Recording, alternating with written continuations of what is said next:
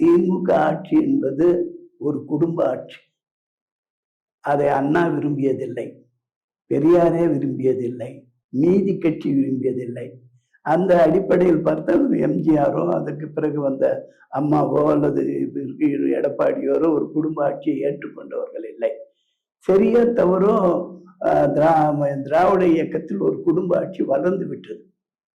நீங்க சாதிவாரி கணக்கு எடுத்தால் அந்த அவர்கள் இருக்கக்கூடிய சாதிவாரி கணக்கு எத்தனை சதவிகிதம் வரும், அவர்களுக்கு எவ்வளவு அரசு பதவி கிடைக்கும், எப்படி அந்த குடும்பமே ஒரு நீண்ட காலமாக ஆட்சியில் இருக்கக்கூடிய சூழ்நிலை ஏற்பட்டது.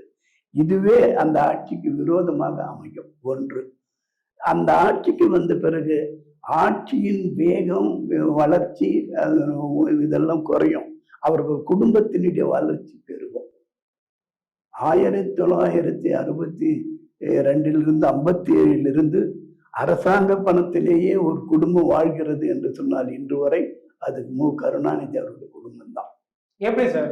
நீங்க அவங்க குடும்பத்திற்கு எல்லாரும் என்ன வேலை செஞ்சாலும் எல்லாரும் அரசியல் இருப்பாங்க.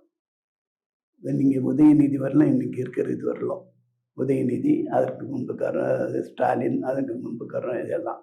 அது மட்டும் இல்லாத அவங்க நீங்க ஒரே நேரத்துல அப்பா முதலமைச்சர், மகன் துணை முதலமைச்சர், இன்னொரு மகன் டெல்லி அமைச்சர், ஒரு மகள் பார்லிமெண்ட் உறுப்பினர், எந்த கட்சியில் இருக்காங்க அப்படி?